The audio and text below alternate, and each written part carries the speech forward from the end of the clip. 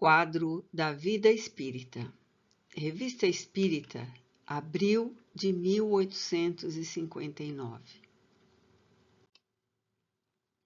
Leitura integral do texto. Todos nós, sem exceção, mais cedo ou mais tarde, atingiremos o termo fatal da vida. Nenhuma força nos poderá subtrair a essa necessidade. Eis o que é positivo. As preocupações do mundo, muitas vezes, nos desviam o pensamento daquilo que se passa além-túmulo. Quando, porém, chega o momento supremo, poucos são os que não se perguntam em que se transformarão, pois a ideia de deixar a existência sem possibilidade de retorno tem algo que corta o coração. Realmente, quem poderia encarar com indiferença a hipótese de uma separação absoluta e eterna de tudo quanto amou? Quem poderia ver, sem pavor, abrir-se à sua frente o imenso abismo do nada em que iriam desaparecer para sempre todas as nossas faculdades, todas as nossas esperanças? Que, depois de mim, o nada, nada mais que o vazio, tudo acabado e sem retorno. Mais alguns dias e minha lembrança se apagará na memória dos que me sobreviverem. Em breve, não restará nenhum traço de minha passagem na terra. O próprio bem que fiz será esquecido pelos ingratos a quem obsequiei. E nada compensará tudo isso, nenhuma outra perspectiva a não ser meu corpo sendo roído pelos vermes. Este quadro do fim de um materialista, traçado por um espírito que tinha vivido esses pensamentos, não tem algo de horrível, de glacial? Ensina-nos a religião que não pode ser assim, e a razão nolo confirma. Mas essa existência futura, vaga e indefinida, nada tem que satisfaça o nosso amor do que é positivo. É isso que gera dúvida em muitas pessoas. Consideremos que tenhamos uma alma. Mas o que é a nossa alma? Terá uma forma, uma aparência qualquer? É um ser limitado ou indefinido? Dizem uns que é um sopro de Deus, outros que é uma centelha, outros que é uma parte do grande todo, o princípio da vida e da inteligência. Mas o que significa tudo isso? Disse ainda que é imaterial, mas uma coisa imaterial não poderia ter propriedades definidas. Para nós, isto nada representa. Ensina-nos ainda a religião que seremos felizes ou infelizes, conforme o bem ou o mal que houvermos feito. Mas o que é essa felicidade que nos espera no seio de Deus? Será uma beatitude, uma contemplação eterna sem outro objetivo, além de cantar louvores ao Criador? Serão as chamas do inferno ou uma realidade ou uma ficção? A própria Igreja o entende nesta última acepção, mas quais são esses sofrimentos? Onde o lugar do suplício? Em suma, o que se faz e o que se vê nesse mundo que nos espera a todos? Disse que ninguém voltou até agora para nos dar informações. Eis aí um erro, e a missão do Espiritismo é precisamente esclarecer-nos sobre esse futuro, fazendo-nos, até certo ponto, tocá-lo e vê-lo, não mais pelo raciocínio, mas pelos fatos. Graças às comunicações espíritas, isso já não é uma presunção, uma probabilidade sobre a qual cada um imagina à vontade. Os poetas embelezam com as suas ficções ou semeiam de imagens alegóricas e enganadoras. É a própria realidade que nos aparece, pois são os próprios seres de além-túmulo que nos vêm descrever a sua situação e dizer-nos o que fazem, permitindo-nos, por assim dizer, assistir a todas as peripécias de sua nova vida e mostrando-nos, desse modo, a sorte inevitável que nos aguarda, conforme nossos méritos e deméritos. Haverá nisso algo de antirreligioso? Muito ao contrário, pois os incrédulos nele encontram a fé e os tíbios uma renovação do fervor e da confiança. O Espiritismo é, pois, o mais poderoso auxiliar da religião. Se existe, é porque Deus o permite, para reanimar nossas esperanças vacilantes e nos reconduzir à senda do bem pela perspectiva do futuro que nos aguarda. As conversas familiares de além-túmulo que publicamos, relatando a situação dos espíritos que nos falam, dão-nos conta de suas penas, de suas alegrias e ocupações. São o quadro animado da vida espírita e nele podemos encontrar as analogias que nos interessam pela própria variedade dos assuntos tratados. Tentaremos resumir o seu conjunto. Consideremos, em primeiro lugar, a alma ao deixar este mundo e vejamos o que se passa nessa transmigração. Extinguindo-se as forças vitais, o espírito se desprende do corpo no momento em que cessa a vida orgânica. Mas a separação não é brusca ou instantânea, por vezes começando antes da cessação completa da vida. Nem sempre é completa no instante da morte. Já sabemos que entre o espírito e o corpo há um laço semimaterial que constitui um primeiro envoltório. É esse laço que não se quebra subitamente, e enquanto perdura, fica o espírito num estado de perturbação comparável ao que acompanha o despertar. Muitas vezes, duvida de sua morte, sente que existe, vê-se e não compreende que possa viver sem o corpo, do qual se percebe separado. Os laços que ainda o prendem à matéria o tornam acessível a certas sensações que toma como sensações físicas. Não é senão quando se acha completamente livre que o espírito se reconhece. Até então, não percebe a sua situação. Como já o dissemos em outras ocasiões, a duração deste estado de perturbação é muito variável. Pode ser de algumas horas como de vários meses, mas é raro que ao cabo de alguns dias o espírito não se reconheça mais ou menos bem. Entretanto, como tudo lhe é estranho e desconhecido, falta-lhe um certo tempo para familiarizar-se com a sua nova maneira de perceber as coisas. É solene o instante em que um deles vê cessar a sua escravização pela ruptura dos laços que o prendiam ao corpo. À sua entrada no mundo dos espíritos, ele é acolhido pelos amigos que o vêm receber, como se voltasse de penosa viagem. Se a travessia foi feliz, isto é, se o tempo de exílio foi empregado de maneira proveitosa para si e o elevou na hierarquia do mundo dos espíritos, eles o felicitam. Ali reencontra os conhecidos, mistura-se aos que o amam e com eles simpatizam, começando então verdadeiramente para ele sua nova existência. O envoltório semimaterial do espírito constitui uma espécie de corpo de forma definida, limitada e análoga à nossa. Mas esse corpo não tem os nossos órgãos e não pode sentir todas as nossas impressões. Entretanto, percebe tudo quanto percebemos, a luz, os sons, os odores, etc. Por nada terem de material, nem por isso essas sensações deixam de ser menos reais.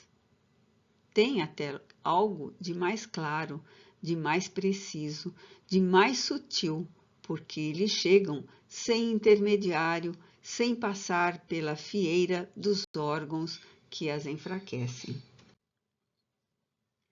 A faculdade de perceber é inerente ao espírito, é um atributo de todo o seu ser. As sensações lhe chegam de todas as partes, e não por canais circunscritos. Um deles nos dizia, falando da visão: é uma faculdade do espírito e não do corpo. Vedes pelos olhos, mas não é o olho que vê, é o espírito. Pela conformação de nossos órgãos, temos necessidade de certos veículos para as sensações. É assim que nos é necessária a luz para refletir os objetos e o ar para transmitir o som. Esses veículos se tornam inúteis desde que não temos mais os intermediários que os tornavam necessários. O espírito, pois, vem sem o auxílio da nossa luz, ouve sem necessidade das vibrações do ar. Eis porque, para ele, não há obscuridade. Mas as sensações perpétuas e indefinidas, por mais agradáveis que sejam, tornar-se-iam fatigantes com o tempo, se não lhe fosse possível subtrair-se a elas. Assim, tem o espírito a faculdade de suspendê-las. Pode deixar de ver à vontade, ouvir ou sentir tais coisas e, consequentemente, não ver, não ouvir e não sentir o que não queira. Essa faculdade está na razão de sua superioridade, porquanto há coisas que os espíritos inferiores não podem evitar, pelo que se torna penosa a sua situação. É essa nova maneira de sentir que o espírito não compreende no início, da qual só aos poucos se dá conta. Aqueles cuja inteligência é ainda muito atrasada não a compreendem de forma alguma e sentiriam muita dificuldade em descrevê-la. Absolutamente como entre nós, os ignorantes vêm e se movem sem saber como e porquê. Essa impossibilidade de compreender o que está acima de seu alcance, associada à fanfarrice, companheira ordinária da ignorância, é a fonte das teorias absurdas dadas por certos espíritos e que nos induziriam em erro, caso as aceitássemos sem controle e não nos assegurássemos do grau de confiança que merecem, através dos meios proporcionados pela experiência e pelo hábito de com eles conversar.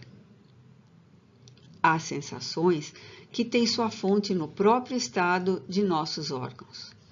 Ora, as necessidades inerentes ao nosso corpo não podem ocorrer desde que o corpo não existe mais. O espírito, portanto, não experimenta fadiga nem necessidade de repouso ou de nutrição, porque não tem nenhuma perda a reparar, como não é acometido por nenhuma de nossas enfermidades. As necessidades do corpo determinam as necessidades sociais que, para os espíritos, não mais existem, tais como as preocupações dos negócios, as discórdias, as 1001 tribulações do mundo e os tormentos a que nos entregamos para garantirmos as necessidades ou as coisas supérfluas da vida. Eles sentem piedade pelos esforços que despendemos em razão das futilidades. Quanto mais felizes são os espíritos elevados, tanto maior sofrimento experimentam os inferiores. Entretanto, esses sofrimentos se expressam como angústias que, embora nada tenham de físico, nem por isso são menos pungentes. Eles têm todas as paixões e todos os desejos que tinham em vida. Falamos dos espíritos inferiores, e seu castigo é não os poder satisfazer. Isso representa uma verdadeira tortura que julgam perpétua, porque sua própria inferioridade não lhes permite ver o termo, o que para eles também é um castigo. A palavra articulada também é uma necessidade de nossa organização. Não necessitando de vibrações sonoras para lhes ferir os ouvidos, os espíritos se entendem pela simples transmissão do pensamento, assim como muitas vezes nos entendemos por meio de um simples olhar. Todavia, os espíritos fazem barulho. Sabemos que podem agir sobre a matéria e esta nos transmite o som. É assim que se dão a entender, seja por meio de pancadas, seja por gritos que vibram no ar. Mas, então, é por nós que o fazem e não por eles. Voltaremos ao assunto em artigo especial, onde trataremos da faculdade dos médiuns audientes.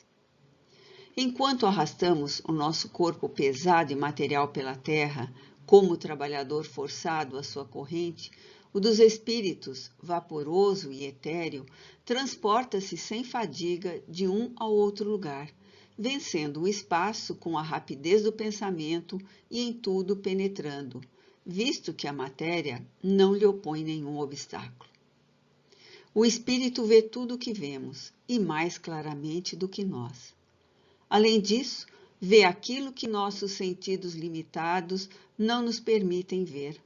Penetrando a própria matéria, ele descobre o que a matéria subtrai à nossa vista. Os espíritos não são, pois, seres vagos, indefinidos, conforme as definições abstratas da alma a que nos referimos há pouco. São seres reais, determinados, circunscritos, gozando de todas as nossas faculdades e de muitas outras que nos são desconhecidas, porque inerentes à sua natureza. Têm as qualidades da matéria que lhes é peculiar e constituem um mundo invisível que povoa o espaço, cercando-nos e se acotovelando incessantemente conosco. Suponhamos, por um instante, que o véu material que os oculta à nossa vista seja rasgado. Ver-nos-íamos envolvidos por uma multidão de seres que vão e vêm, agitando-se à nossa volta e nos observando, como o faríamos se nos encontrássemos em uma assembleia de cegos. Para os espíritos, nós somos os cegos, e eles são os videntes. Dissemos que, ao entrar em sua nova vida, o espírito necessita de algum tempo para se reconhecer que tudo lhe é estranho e desconhecido. Sem dúvida, haverão de perguntar como pode ser assim, já que ele teve outras existências corporais. Essas existências foram separadas por intervalos, durante os quais ele habitava o mundo dos espíritos. Tal mundo, portanto, não lhe deveria ser desconhecido, considerando-se que não o vê pela primeira vez. Várias causas contribuem para que essas percepções lhe pareçam novas, embora já as tenha experimentado. Dissemos que a morte é sempre seguida por um instante de perturbação que pode ser de curta duração. Nesse estado, suas ideias são sempre vagas e confusas. De alguma sorte, a vida corporal se confunde com a vida espírita e ele ainda não as pode separar em seu pensamento. Dissipada a primeira impressão, as ideias, pouco a pouco, se tornam claras e com elas a lembrança do passado, que não volta senão gradualmente à memória, porquanto jamais essa memória irrompe bruscamente. Apenas quando ele se encontra completamente desmaterializado é que o passado se desdobra à sua frente, como algo impreciso saindo de um nevoeiro. Somente então ele se recorda de todos os atos de sua última existência, seguidos dos atos das existências anteriores e de suas diversas passagens pelo mundo dos espíritos. Concebe-se, pois, que durante um certo tempo esse mundo lhe deva parecer novo, até que ele se tenha reconhecido completamente e a lembrança das sensações ali experimentadas lhe tenham voltado de maneira precisa. Mas a esta causa deve juntar-se uma outra, não menos preponderante. O estado do espírito, como espírito, varia extraordinariamente na razão do grau de sua elevação e pureza. À medida que se eleva e se depura, suas percepções e sensações se tornam menos grosseiras, adquirindo mais primor, mais sutileza e mais delicadeza. Vê, sente e compreende coisas que não podia ver, nem sentir, nem compreender numa condição inferior. Ora, cada existência corporal, sendo para ele uma oportunidade de progresso, condulo a um novo meio, porque se encontra, caso haja progredido, entre espíritos de outra ordem, cujas ideias, pensamentos e hábitos são diferentes. Acrescente-se que tal depuração lhe permite penetrar, sempre como espírito, em mundos inacessíveis aos espíritos inferiores, como entre nós os salões da alta sociedade são interditos às pessoas mal educadas. Quanto menos esclarecido, tanto mais limitado é o seu horizonte. À medida que se eleva e se depura, esse horizonte se amplia e com ele o círculo de suas ideias e percepções. A seguinte comparação nos permite compreendê-lo. Suponhamos um camponês bruto e ignorante vindo a Paris pela primeira vez. Conhecerá e compreenderá Paris do mundo sábio e elegante? Não, porque frequentará apenas as pessoas de sua classe e os bairros que elas habitam. Mas se, no intervalo de uma segunda viagem, esse camponês se desenvolveu, havendo adquirido instrução e boas maneiras, outros serão seus hábitos e as suas relações. Verá então um mundo novo para ele, que em nada se assemelhará a Paris de outrora. O mesmo acontece com os espíritos. Nem todos, porém, experimentam esse mesmo grau de incerteza. À medida que progridem, suas ideias se desenvolvem e a memória se aperfeiçoa. Familiarizam-se antecipadamente com a sua nova situação. Seu retorno entre os outros espíritos nada mais tem que os surpreenda. Encontram-se em seu meio normal e, passado o primeiro momento de perturbação, reconhecem-se quase imediatamente. Tal é a situação geral dos espíritos no chamado estado de erraticidade. Mas o que fazem nesse estado? Como passam o tempo? Para nós, essas questões são de interesse capital, e eles mesmos é que vão respondê-las, como foram eles que nos deram as explicações que acabamos de fornecer, pois nada disso é produto de nossa imaginação. Não se trata de um sistema saído de nosso cérebro. Julgamos conforme vemos e ouvimos. Abstraindo-nos de qualquer opinião sobre o espiritismo, haveremos de convir que essa teoria da vida de além-túmulo nada tem de irracional. Ela apresenta uma sequência e um encadeamento perfeitamente lógicos que honrariam mais de um filósofo. Seria erro pensar que a vida espírita seja uma vida ociosa.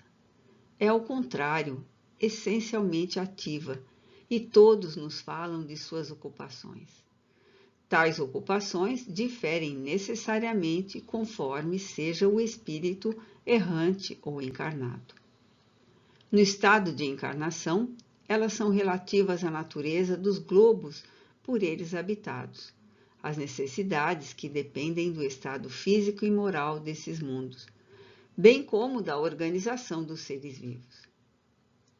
Não é isso que vamos tratar aqui.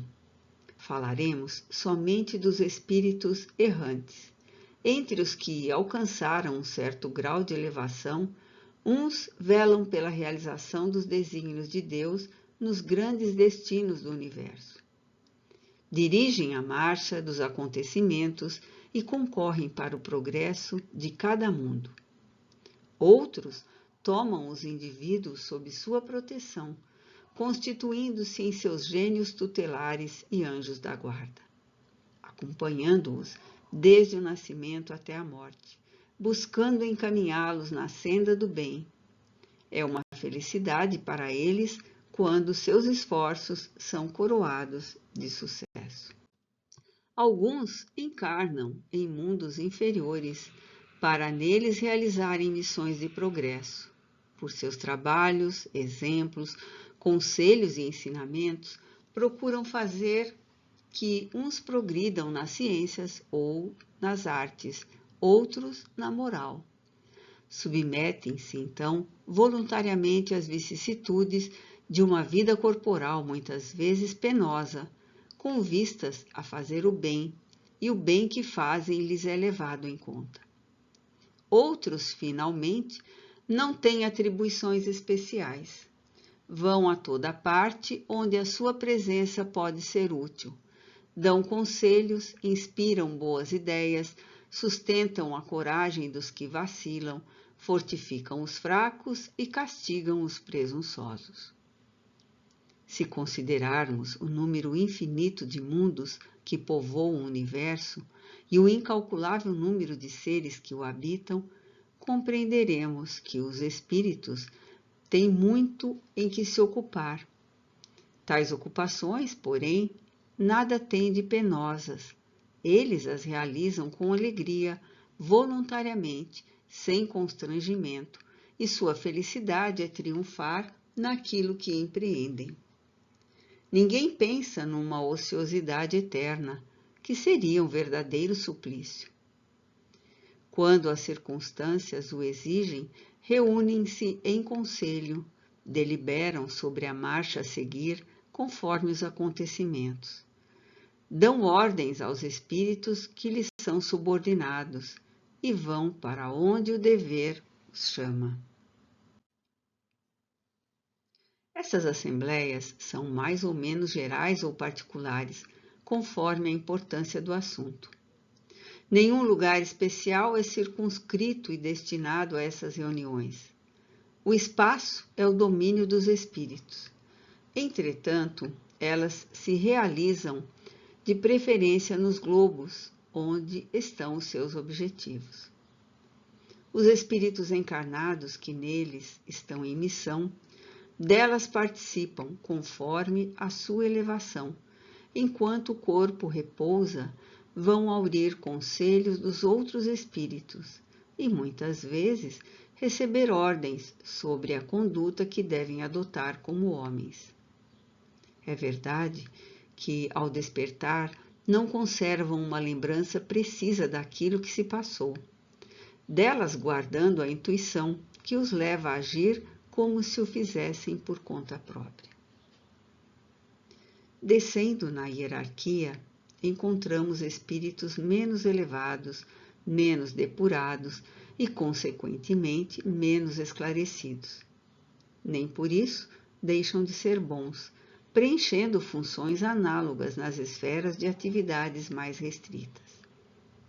Sua ação, em vez de estender-se aos diferentes mundos, exerce-se mais especialmente num globo determinado e está relacionada com o seu grau de desenvolvimento. Sua influência é mais individual e tem como objetivo coisas de menor importância. A seguir, vem a multidão de espíritos vulgares, mais ou menos bons ou maus, que pululam à nossa volta.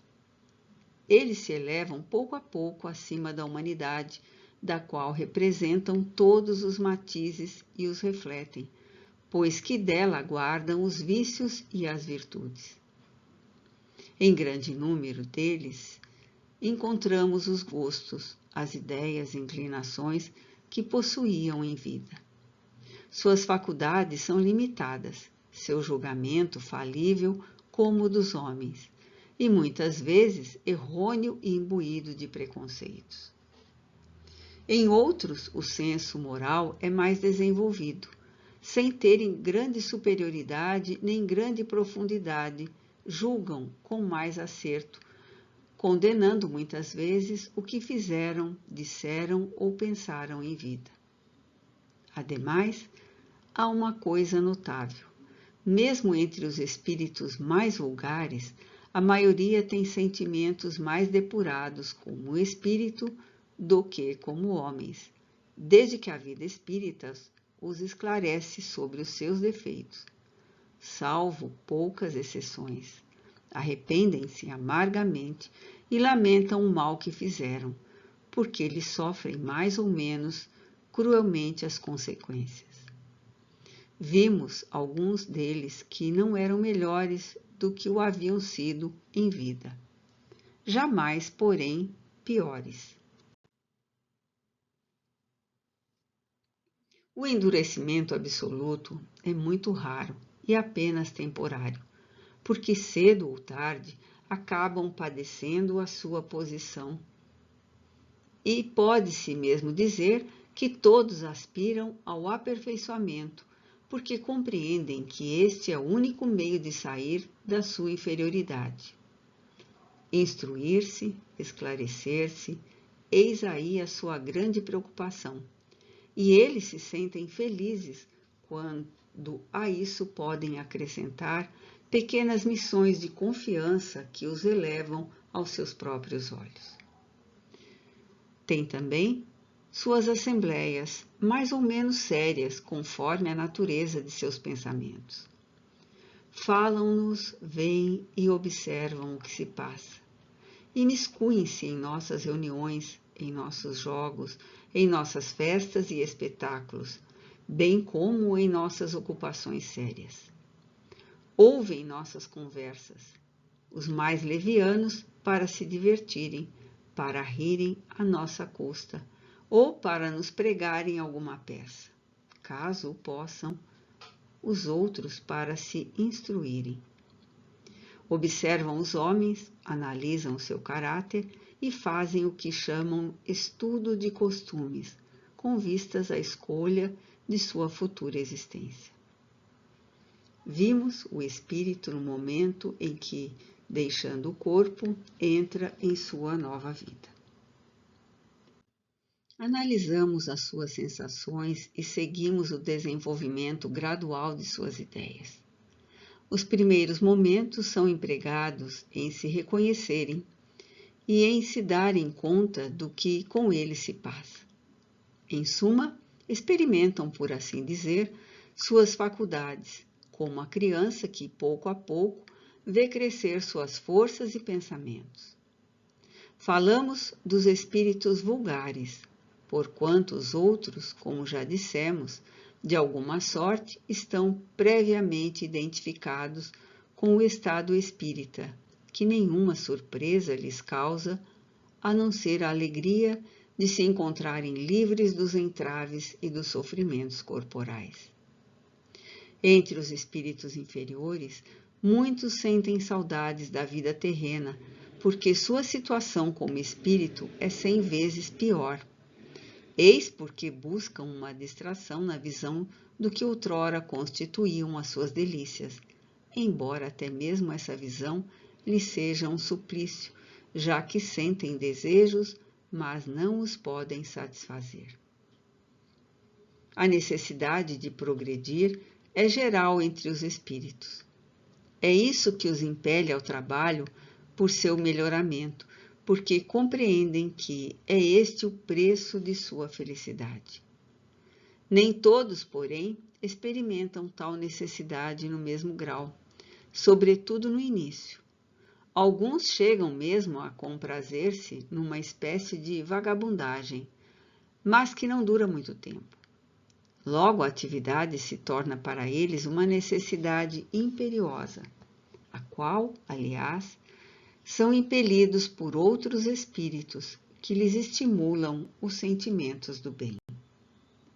Vem a seguir o que se pode chamar de escória do mundo espírita, constituída de todos os espíritos impuros, cuja única preocupação é o mal. Sofrem e desejariam que todos sofressem com eles. A inveja lhes torna odiosa toda a superioridade. O ódio é a sua essência. Não podendo assenhorear-se dos espíritos, apoderam-se dos homens, atacando-os que lhe parecem mais fracos.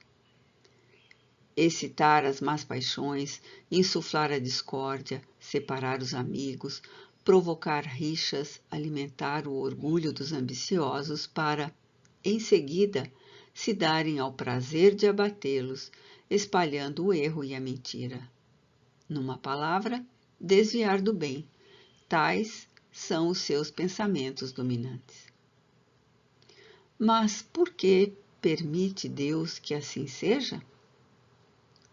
Deus não tem que nos prestar contas.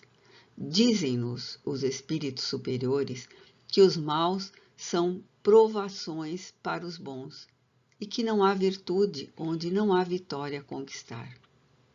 Ademais, se esses espíritos malfazejos se reúnem na Terra, é que nela encontram eco e simpatia.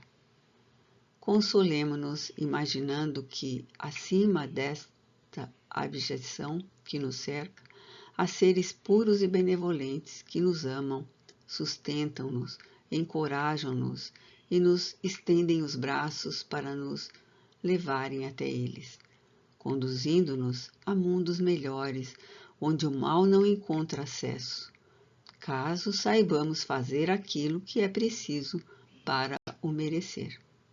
Resumo do texto. Quadro da Vida Espírita, Revista Espírita, abril de 1859. O texto apresenta uma visão detalhada do que ocorre com o espírito após a morte, oferecendo explicações sobre sua nova existência no mundo espiritual, conforme os princípios do Espiritismo. A ideia do nada após a morte é aterrorizante para muitas pessoas, especialmente os materialistas que veem na morte o fim absoluto.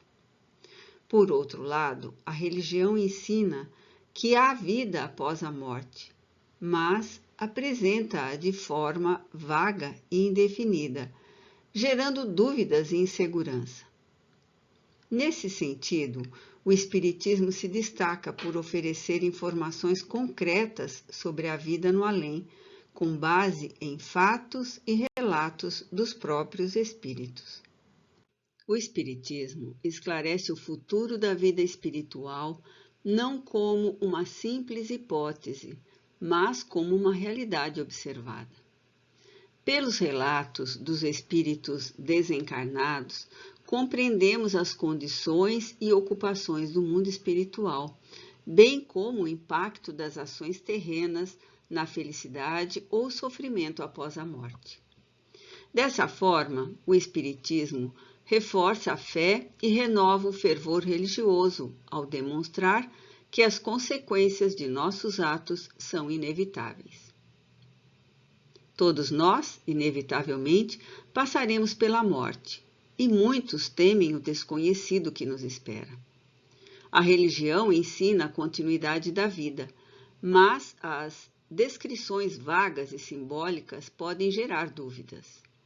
O Espiritismo, porém, esclarece essa realidade de maneira objetiva por meio dos relatos de espíritos desencarnados, que descrevem suas experiências e condições após a morte. Essas comunicações oferecem um retrato fiel do mundo espiritual e ajudam a fortalecer a fé, demonstrando que a vida continua conforme os méritos e deméritos de cada um. Ao deixar o corpo físico, o espírito experimenta um estado de perturbação que pode durar de algumas horas a vários meses. Durante esse período, pode não perceber imediatamente que morreu, pois continua sentindo sensações similares às da vida corpórea. Quando se liberta completamente, é recebido por espíritos amigos, se reconhece e passa a viver sua nova existência espiritual. O espírito conserva um corpo semimaterial chamado perispírito, que lhe confere uma forma definida, mas não está sujeito a necessidades físicas. Ele percebe sons, luz e odores diretamente, sem depender de órgãos materiais, e pode suspender suas sensações à vontade. Os espíritos superiores têm maior controle sobre essas percepções, enquanto os inferiores podem sofrer com desejos não atendidos e angústias morais. Os espíritos não utilizam a palavra articulada, mas comunicam-se diretamente pelo pensamento. Em algumas situações, podem agir sobre a matéria para produzir sons perceptíveis aos encarnados, como pancadas ou vozes. Seu corpo espiritual é leve e etéreo, permitindo-lhes mover-se instantaneamente pelo espaço e atravessar barreiras materiais. Sua visão é ampliada, possibilitando enxergar o que está oculto aos sentidos humanos e compreender realidades espirituais inacessíveis aos encarnados. O estado do espírito no plano espiritual varia conforme seu progresso moral e intelectual. Espíritos mais elevados possuem percepções mais refinadas, convivem em ambientes harmoniosos e desfrutam de experiências sublimes. Já os inferiores permanecem limitados pela ignorância e apegos materiais, enfrentando sofrimentos resultantes de suas escolhas. O texto também aborda a condição dos espíritos no estado de erraticidade, enquanto aguardam uma nova encarnação.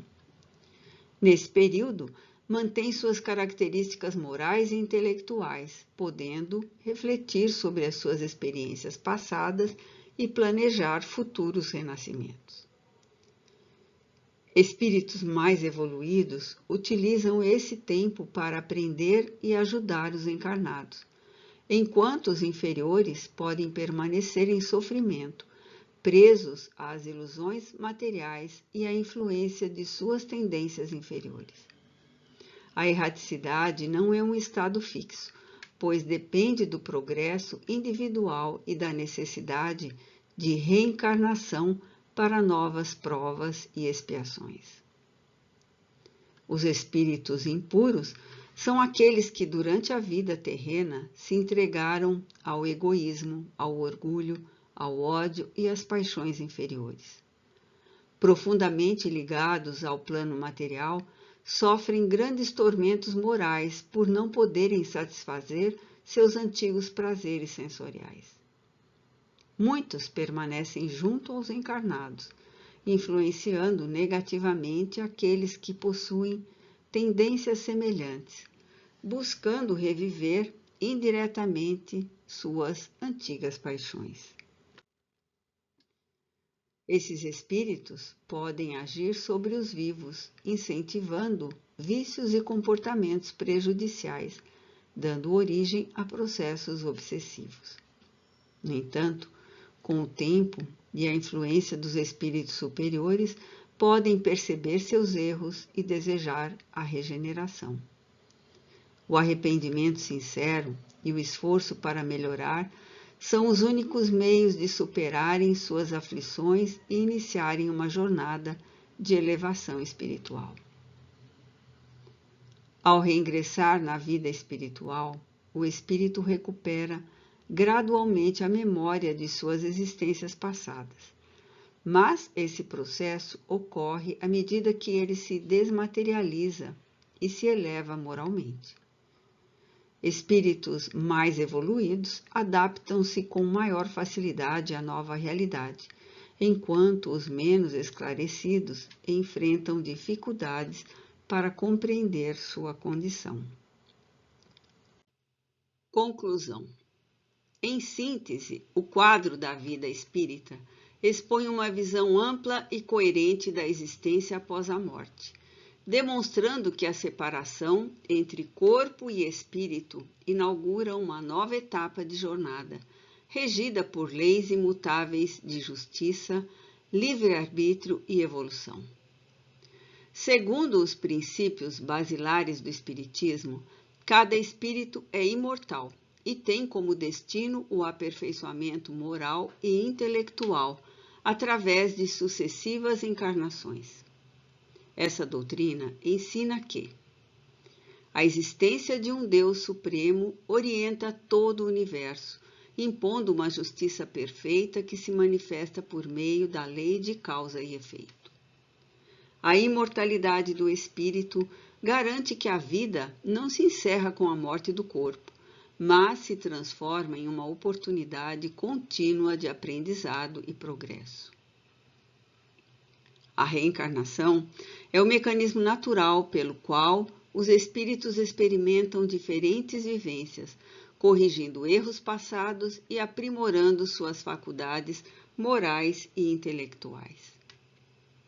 A comunicação entre os espíritos evidencia uma interconexão que transcendem o tempo e o espaço, permitindo a troca de conhecimentos e experiências que trazem para o crescimento coletivo. Dessa forma, o quadro apresentado não só esclarece os avanços e as sensações que os espíritos enfrentam após o desligamento do corpo, como também enfatiza a missão de cada ser de buscar uma evolução constante, superando imperfeições e apegos terrenos. Essa perspectiva reforça que, apesar das dificuldades iniciais e dos estados variados, que vão desde a perturbação e confusão até a plena liberdade e paz dos espíritos elevados, o caminho universal é o da transformação e do aperfeiçoamento. Assim, a doutrina espírita se consolida como um guia para a compreensão da vida e da morte, convidando todos a praticar o amor ao próximo, a caridade e o autoaperfeiçoamento, fundamentos essenciais para o progresso individual e coletivo no vasto e interligado mundo espiritual. Bibliografia. Algumas referências bibliográficas que podem ser úteis. As obras de Allan Kardec são fundamentais para o Espiritismo, abordando questões sobre a natureza dos espíritos, a vida após a morte e a moralidade. Elas oferecem orientações sobre a comunicação com os espíritos e os fenômenos espirituais, além de apresentar os ensinamentos morais de Jesus à luz do Espiritismo, proporcionando uma perspectiva espiritual sobre a vida e a conduta humana. A Caminho da Luz, pelo Espírito Emmanuel, psicografado por Francisco Cândido Xavier. Este livro narra a história da civilização sob a ótica espiritual, destacando a influência dos espíritos na evolução da humanidade. História do Espiritismo, Arthur Conan Doyle. Uma visão abrangente sobre o desenvolvimento do espiritismo, desde suas origens até sua disseminação mundial. Afinal, quem somos? Pedro Granja. De onde viemos e para onde vamos? Coleção A Vida no Mundo Espiritual, pelo Espírito André Luiz, psicografia de Francisco Cândido Xavier.